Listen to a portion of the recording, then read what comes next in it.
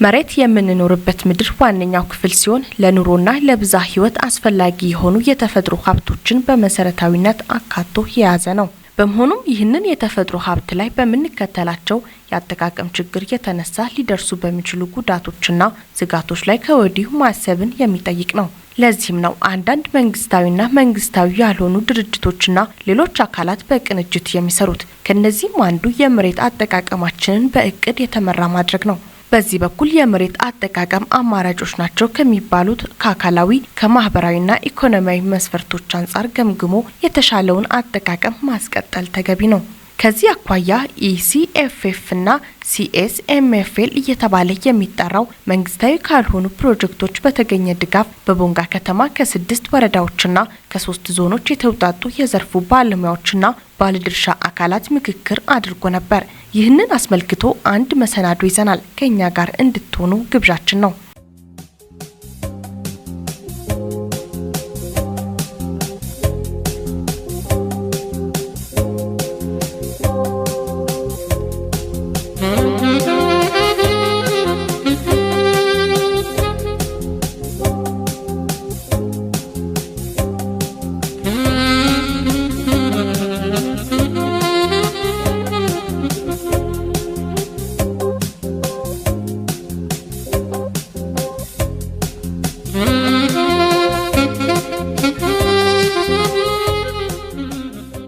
የሰው ልጅ መሰረታዊ ፍላጎት የሆኑት ምግብ፣ ልብስና መጠለያ የሚሟሉት ከመሬትና ከመሬት ጋር ተያያዥ በሆኑ ሀብቶች ስለመሆኑ መረጃዎች ያመለክታሉ።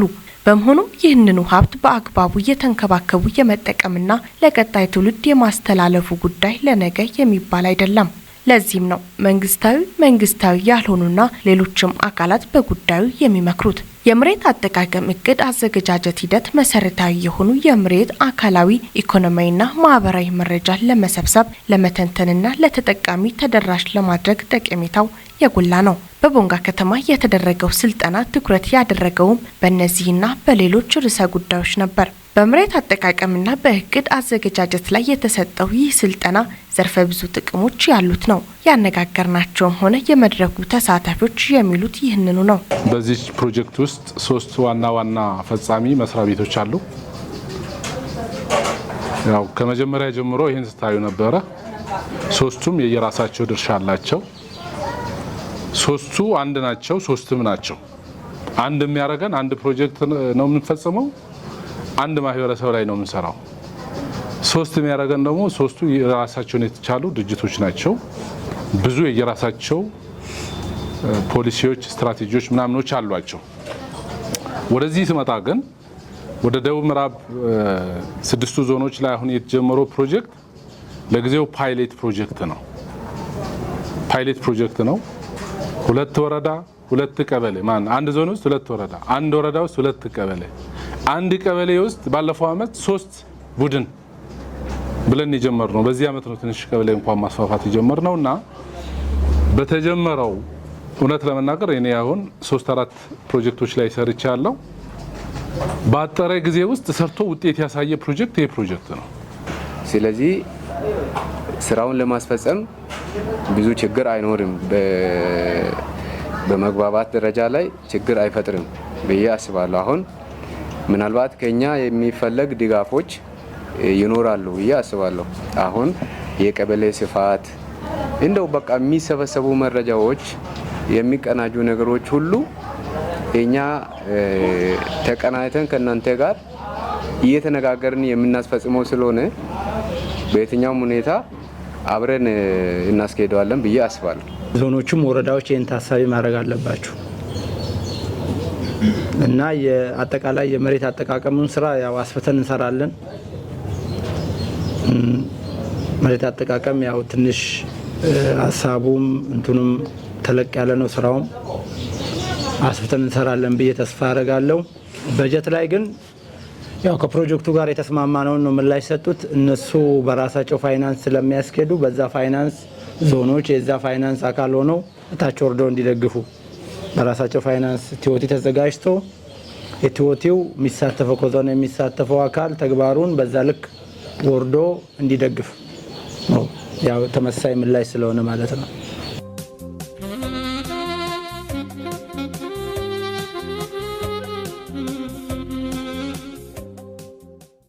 በመሪሆ ደረጃ ከማቀዳችን በፊት መታየት የሚገባቸው ነገሮች ናቸው። ሌላው ከህጋዊ አሰራር ጋር መገናኘት አለበት። አሁን እቅድ ብቻ አቀድን፣ ያቀድነው እቅድ ተግባራዊ እንዲሆን መተዳደሪያ ደንብ መፈጠር አለበት፣ መዘጋጀት አለበት። ይሄ እንደ መሪሆ ነው። ይሄ ከሌለ ተግባራዊ ሊሆን አይችልም። እዚህ ከሚመለከታቸው አካላት ጋር በሪጅን ደረጃ የመጀመሪያ ነው ዋናነት ያው አንድ መሆናችንን በደንብ ተረድታችኋል። እኔም መርኩ አበበ ስራችን አንድ ፕሮጀክት እንደሆነና ለአንድ ኮሚኒቲ የሚሰራ ነገሩን ተረድታችኋል። ወደዚህኛው ወደ ላንድ ዩዝ ፕላን ፕሪፓሬሽን ስመጣ ለሪጅኑ እንደ መልካም ኦፖርቹኒቲ ነው። መልካም አጋጣሚ ሆነው ያው የእናንተ መደበኛ ስራ ነው። የመደበኛ ስራውን የሚያግዝ ተግባር ነው። በዋናነት ይሄ ተግባር አመራሮች እዚህ እንድትገኙ የተፈለገው በአመራር ፕሪንሲፕል መመራት አለበት። በዚህ መሰረት ከአዋጁ ጋር ከክልሉ የመሬት አዋጅ ጋር ይሄን ስራ ግን አሁን ባለው ዴድላይን ባል ነገር አለ። ፕሮጀክት ላይ 2024 በእኛ በዶነር ካላንደር ህዳር 22 አካባቢ ነው የሚያበቃው። እኛ ህዳር 22 አካባቢ ያበቃል ማለት ህዳር ላይ ፊልድ ላይ ስራ ይኖረናል ማለት አይደለም። የመጨረሻው ወር የሪፖርቲንግ ፔሪየድ ነው የሚሆነው እና ስለዚህ ጥቅምት 20 ወደዚህ ባለው ሁሉም ስራ ማለቅ አለበት። ይሄን ተነጋግረን ነው። ስለዚህ የመሬት አጠቃቀም እቅዱ ይሄንን የሚመልስና የሚፈታ መሆን አለበት ነው። ስለዚህ ምን ማለት ነው የመሬት አጠቃቀም እቅድ ዝግጅት ማለት በራሱ ምን ማለት ነው የሚለውን በምናይበት ጊዜ ያለውን መሬት ላይ ያለውን ነገር አሁን የምንጠቀምበትን የመሬት አጠቃቀም ሁኔታዎችን አሰሳ በማድረግ የመሬት አሁን ላይ ያለውን የመሬት አጠቃቀሞችን ለይተን ማውጣት አለብን። የሙከራ ፕሮጀክት ስለሆነ የሙከራው ካልተሳካ ያቆማል ከአንድ አመት በኋላ። እኛ አሁን ዛሬ ላለው አጠረ አነሰ ለምንለው ሳይሆን የኛ የትኩረት ማዕከል ይሄ ፕሮጀክት ፓይለት ደረጃውን በተገቢ ሁኔታ ጨርሶ የተሻለ 3 ዞን ብቻ ነው ከደቡብ ምዕራብ ያዘው 5 ዞን 6 ዞን እንዲይዝ እንፈልጋለን። አንድ ዞን ውስጥ 2 ወረዳ ነው 5-6 ወረዳ ላይ እንድስፋፋ እንፈልጋለን። ውጤታማ ከሆነ ይሄናል፣ ካልሆነ ግን ይቀራል። ስለዚህ እኛ ይቀራል ለምለው ሳይሆን ደክመን የእናንተንም ድጋፍ የእናንተንም ትኩረት ተጠቅመን ሰርተን አሳይተን ፕሮጀክቱን እናስቀጥላለን እናስፋፋለን የሚል እቅድ ይዘን ነው የምንንቀሳቀሰው። ይሄን ስንል ያው የሰው ፍላጎቱ የሰው ጥረቱ ጉለቱ ብዙ ነው፣ ያለው ሀብት ግን ውስን ነው። ውስን የሆነውን ነገር ላልተገደበው የሰው ልጅ ፍላጎት አብቃቅተን ተጠቅመን በጊዜ በተቀመጠው ጊዜ ሰሌዳ ባለችን በጀት የተሰጠንን ተግባር መፈጸም ይጠበቅብናል። ስለዚህ ቅድም ወንድሞቼ ስለ ጊዜ ገደብ አንስተዋል። በቃ የተሰጠንን ስራ ባለን በጀት በተቀመጠልን ጊዜ ሰሌዳ ብቻ መፈጸም ግዴታ ነው ያለብን። ይዘን ማቆየት የምንችለው አይደለም። ከሰራን ሰራን፣ ካልሰራን ይነሳብናል ትንሹ። ስለዚህ ይሄ ስለሆነ ከወንድሞቼም በተነሳው አግባብ በተቀመጠው ጊዜ ለመጨረስ ሁላችንም ብንተጋ ይሄን ነገር ለማስፋፋትና ብዙ ማህበረሰቦችን ተደራሽ ሊያደርግ የሚችል ፕሮጀክት ሊስብ የሚችል ስራ ነው የሚል ነገር አለኝ። አዎ ጥቅሙ እጅግ በጣም ከፍተኛ ነው። አሁን በአሁኑ ሰዓት በምናይበት ሰዓት መሬትን ለአስፈላጊ ሁኔታ ለመጠቀም ከፍተኛ ችግሮች ነበሩ። መሬትን ለደን፣ ለእርሻ፣ ለከተማ፣ ለተለያዩ ኢንፍራስትራክቸሮች ለመስራት መሬትን በአግባቡ ልንጠቀም ይገባል። ስለዚህ መሬትን በአግባቡ ለመጠቀም አሁን የመሬቱ በ8 ደረጃዎች ተከፍሎ ነው ያሉት። በአሁኑ ሰዓት ለእርሻ የሚሆን መሬት አለ፣ ለግጦሽ የሚሆን መሬት አለ፣ ለደን የሚሆን መሬት አለ፣ ለኢንዱስትሪ ለተለያዩ ሁኔታዎች የሚሆኑ መሬቶችን በአግባቡ በኢትዮጵያም በአገራችን እንደ ዳውሮ ዞን እየተጠቀምን አይደለም። ስለዚህ ይሄ መሬትን በአግባቡ ለመጠቀም ይሄ ስልጠናው ከፍተኛ ፋይዳ አለው። ስልጠናው በእርግጥ በዚህ ስልጠና የወሰነው ነገር በዚህ እንደ ከፋ ዞን የመሬት አጠቃቀም የተቀናጀ የመሬት አጠቃቀም ተግባር እስካሁን በመንግስት ባጀት ከባድ ነው። እነኚህ ፕሮጀክቶች አሁን እንደኛ ዞን 2 ወረዳ መርጦ ግንቦና ገባታ ላይ ስልጠና እየሰጡ ነው። ከዞን ለወጣና ከወረዳ ለመጡ ባለሙያዎች ስልጠናው በጣም ስንፈልግ የነበረው ነው። እንደ አገር ያው ይሄ የተለያዩ የተፈጥሮ አደጋዎች እየመጡ ያሉት ትልቁ ችግር ምንድነው? የመሬት አጠቃቀም ባለመሰራቱ ነው። ስለዚህ ይሄ አሁን የተጀመረው ስራ እንደ ዞን በተወሰኑ አሁን እነኚህ ፕሮጀክቶች ናቸው እየሰሩ ያሉትና እንደ ዞናችን ባሉት 12 ወረዳዎች ላይ እንደዚህ ነገር የመሬት አጠቃቀም ስራ ቢሰራ እነኚህ የተፈጥሮ አደጋዎችም አይደርሱም ማለት ነው። በዚህ ኬዝ ይሄ ስልጠና ችግር ፈቺ ነው። ስልጠናው የአስፈላጊነቱ አጠቃላይ ሁኔታውን ስንመለከት እነዚህ በውስን ቀበሌዎችን የተጀመረው ስራዎች ጠቅላላ የመንግስትንም ትልቁ መሬት ላይ ያለው ለምሳሌ አሁን መሬት ላይ ያለው አጠቃቀም ሲስተሞችን በዚህ ልክ በተወሰኑ ቀበሌዎች ጀምረን ቀጣይ ባለ እድል ከተፈጠረ ጀራል የሚናሰባ ከሆነ በተለያየ መልካም አስተዳደር ሆኖ የሚነሱ ጥያቄዎችን ጭምር ያለ ችግሮችን ይፈታል የሚል እምነት አለ። ከነው መነሻ ስንመለከት ማለት ነው። ያው የዛሬ ዓላማ እንግዲህ የጠራው ኢሲኤፍኤፍ ነው የጠራው መሬት አጠቃቀም ዙሪያ ነው። መሬት አጠቃቀም ዙሪያ መሬቱ እንደኛ ወረዳ ያው 2 ቀበሌ ነው በኢሲኤፍኤፍ የተያዘው። አንደኛው ጨበራ ሻሾ ነው፣ ሁለተኛው የወራ ሻሾ ቀበሌ ሲሆን እዛ ላይ ላንድ ከቨር ላንድ ዩዝን እንዴት ነው ቀጣይ ላይ የምንሰራው የሚለውን በዛ ዙሪያ ግንዛቤ ማስጨበጫ ስልጠና ወስደናል። መሬትን በአግባቡ በመጠቀም ምርትና ምርታማነትን ለመጠቀም አስፈላጊው ነገሮችን ለማሟላት ከፍተኛ ፋይዳ ያለው ነው። ሁለተኛ ደግሞ ለገበሬው ያለው ፋይዳ ምንድነው? ለገበሬው ያለው ፋይዳ ምንድነው? መሬቱን በአግባቡ እንዲጠቀም አጠቃላይ የዛኛው ወረዳ አጠቃላይ ቤዝ ማፒው ይዘጋጃል። የመሬቱ የለምነት ሁኔታው ይዘጋጃል። የአንድ ቀበሌ የመሬቱ የለምነት ሁኔታ የት ደረጃ እንደወደቀ ለመሬቱ የሚሰጠው እንክብካቤ ምን እንደሆነ ለቀጣይ እንዲሰራ ያዘጋጅለታል ማለት ነው። ስለዚህ ይሄ ፋይዳው ከፍተኛ ፋይዳ ስለሆነ ይሄኛው ከቴክኖሎጂ ጋር የሚሰጠው ስልጠና ተከታታይነት ያለውና የሆነ ስልጠና ቢሰጥ ለቀጣይ የተሰጠው ፕሮግራም ከፍተኛ ለአካባቢያችን ለዞናችን ከፍተኛ አስተዋጽኦ ያለ ስለሆነ የሚበረታታ ነው የሚል ሀሳብና አስተያየት አለኝ። ይሄ ስልጠና ታች ሲወረድ ያው ታች ባለድርሻ አካላት አሉ።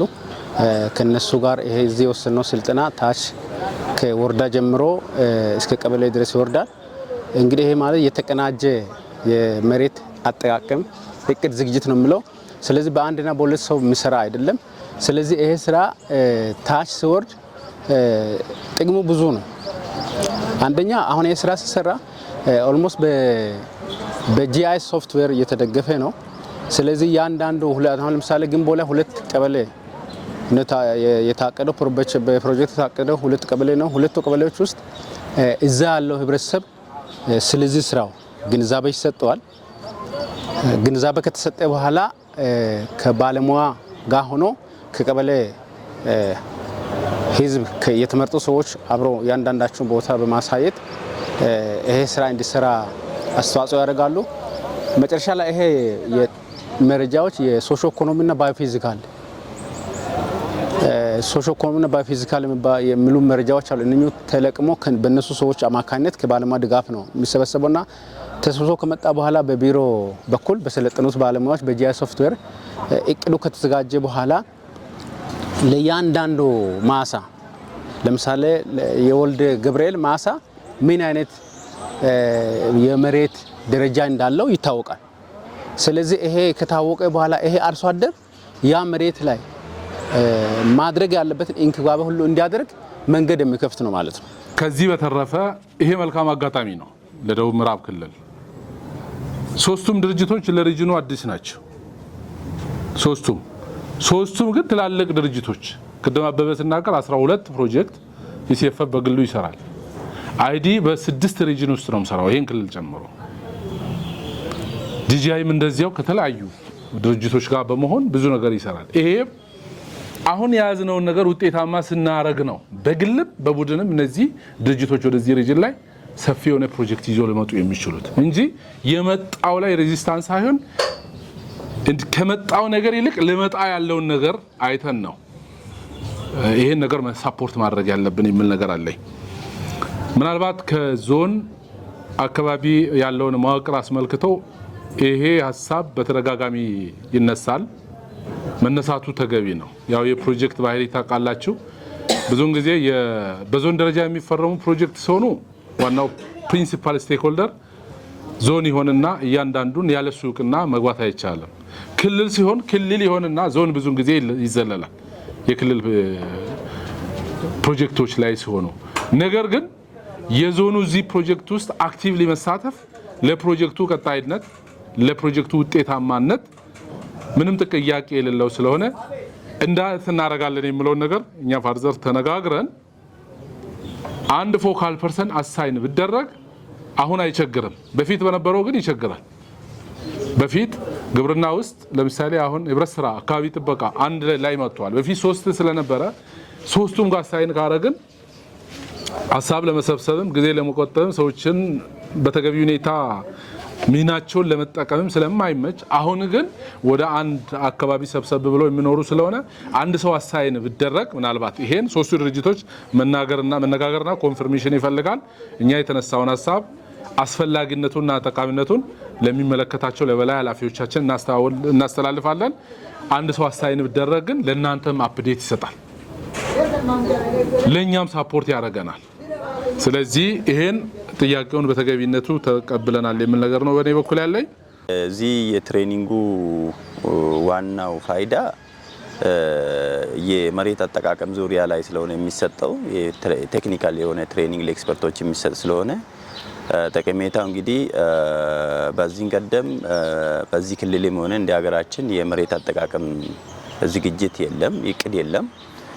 በአሁኑ ጊዜ ግን በተለያዩ የኒጂኦና የተለያዩ መንግስት ፕሮግራሞች ይሄ ስራ እየተካሄደበት ስለሆነ በዚህ ሁኔታ እዚህ ፕሮጀክት ውስጥ ስለተካተተ እዚህ ላይ ትሬኒንግ ሰጥተን ኤክስፐርቶች ደግሞ እዚህ ላይ በደንብ የመሬት አጠቃቀም ዝግጅትን እንደ ሞዴልስ የተመረጡ ቀበሌዎች ማለት ፕሮጀክቱ የሚሰራባቸው ቀበሌዎችና ወረዳዎች ተዘጋጅተው ሄደው የመሬት እቅድ አዘጋጀትን የሚመለከት ነው። እኛ የምንሰራባቸው ፕሮጀክት ኤሪያዎች ላይ እንደ ደቡብ ምዕራብ ህዝቦች ክልል 3 ዞኖች 6 ወረዳዎችና 12 ወረዳዎች ቀበሌዎች ላይ የመሬት እቅድ ይዘጋጃል። እሱም አሳታፊ በሆነ መልኩ ገበሬው ያለው መሬት ላይ የቱ ጋር ምን ልስራ፣ ምንስ ቢሰራ ውጤታማ ሆናለሁ የሚል በአሳታፊ በሆነ መልኩና ውጤታማ በሆነ መልኩ አቀደው እሱ ኮንፊርም ተደርጎ እሱ ላይ ስራዎች በቀጣይነት የሚሰሩበት እንትን ስለሆነ ነው ፕሮግራሙ። ፕሮጀክት ሲቀረጽ ቦታን ይለያል። ጊዜን የተገደበና ቦታን የተገደበ ስለሆነ መስፈርቶች አሉት። ዋናው መስፈርቱ የፕሮጀክት ሲቀረጽ ደንን መሰረት ያደረገ ነው። ያም ሆነ ሌሎች የአፍሪካ ሀገራት ያሉት ዋና ንብረት አንደኛው ብቸኛው ንብረት መሬት ነው። መሬት ላይ በደንብ ካልተሰራ እውነት ለመናገር ያደጉትም አገራት አሁን ያጡትና ወደ ኋላ ተመልሶ መመለስ ያልቻሉት የመሬት ሀብት ነው። የመሬት ሀብት የማይመለስ የማይተካ ተፈጥሮ የለገሰ እንትን ነው። አሁን ያለንን ተፈጥሮ የለገሰንን ነገር አጥብቀን አቆይተን በስነ ስርዓቱ ተጠቅመንበት እቅድ አዘጋጅተንበት ለመጠቀም ነው። ይሄንኑ ነው እንግዲህ አሁን የተመረጡት ቀበሌዎች ላይ ተግባራዊ ለማድረግ ነው ተሳታፊ የሆነ የመሬት እቅድ አዘጋጃጀቱ የሚፈለገው ለዚህ ነው። ዋናው የተፈጥሮ ሀብት በተለይም የብዝሃ ሕይወት ባዮዳይቨርሲቲ የሚባለው የሱን ኮንዘርቬሽን እና በተለይ ደንን አጠባበቅ ላይ የተመሰረተ ፕሮጀክት ስለሆነ በዚህ ክራይቴሪያ ነው ማለት ነው ፕሮጀክቱ ሲተቀረጸ። ሄዶ ፋይዳው እኛ እቺ እንደ ሙከራ የተመረጡ ፕሮጀክቶች ላይ ቀበሌዎች ላይ ቢሰሩ ሄደው የመሬት አጠባበቅን እውን ለማድረግ ነው። የቱ ጋር ሊሰራ ይገባል፣ የተሸረሸረ ቦታ ላይ ሌሎች የብዙ ህይወት አካባቢ ላይም ጥበቃ የሚያስፈልጋቸው ቦታዎች ላይ ጥበቃ ለማድረግ ለፋርም ደግሞ ለእርሻ ምቹ የሆኑት ቦታዎች ላይ ደግሞ እርሻ ለመስራት እንደዛ ነው። አሁን ከዚህ ጋር ተያይዞ ያለው ነገር በተለይ ምድር ላይ የተሰሩ ያሉት እንደነ ንብ እርባታ ይሄ ከጓሮ አትክልት ጋር ተያይዘው አቮካዶ፣ ቡና፣ ፓፓያ፣ ሙዝ እንደየ አካባቢው ፍላጎትና ተስማሚነት ነው። እንግዲህ አንድን ስራ ከመስራታችን በፊት ፍላጎትን እንጠይቃለን። በሁለት በሶስት ዙር እንጠይቅና እሱን ቁጭ ብለን ምኑ ጋር ምን ይሆናል የሚለውን እሱን ከተስማማንበትና ባለሙያ ካመነበት በኋላ ነው የምንሰራው። እሱን በብዛት እያካሄደን ነው። አሁንም ይቺ መሬት እቅድም ማዘጋጀት ስትያልቅ መጨረሻ ላይ ኮንዘርቬሽን ኤሪያ ላይ ወጣቶች ስርዓቶች እንትን ተደርጎ እዛ ላይ አንዳንድ ስራዎችን ንብ እርባታ አጭዶ እንደ ከብት ማድለብ ምናምኖች ነገሩ ከዛ መሬቱን ሳይጎዳ ጥቅም የሚያስገኝ ስራ ባለሙያን ባሳተፈ መልኩ ነው እንደዛ ነገር ነው የታሰበው እና ከመንግስትም ጋር ሊንክ አድርገን እየሰራን ስለሆነ ፕሮጀክቱ ስትራክቸር የለውም፣ ሰው የለውም። እስከ ቀበሌ ድረስ ወረዳ ላይ ነው በብዛት ያለን። ከዛ በላይ ዞንና ሪጅን ላይ ነው ያለነው። እሱ እንግዲህ መንግስት እንደ አንድ ዋና አላማና ስራ እየሰራ ስለሆነ ከመንግስት ጋር ነገሮቹን አቀናጅተን ብንሄድ ብለን ከክልሉ ግብርና ቢሮ ጋር ነው አሁን ከላንድ አድሚኒስትሬሽን ኤንድ ዩዝ ዳይሬክቶሬት ጋር በደንብ እጅና ጓንት ሆነን እየሰራን ስላለ እነሱም ትናንት ሲያነሱት ያው የኛ ዋናው ስራ ስለሆነ ፕሮጀክቱ በድጋፍ ስለመጣ አብረን ለመስራት ዝግጁ ነን ነው ያሉት። ውድ የፕሮግራማችን ታዳሚዎች በመሬት አጠቃቀምና የመሬት አዘገጃጀት እቅድ ዙሪያ ያሰናዳነው ዝግጅት የተከታተላችሁትን ይመስላል። በሌላ ጊዜ በሌላ ርዕሰ ጉዳይ እስከምንገናኝ ሰላም ሁኑ።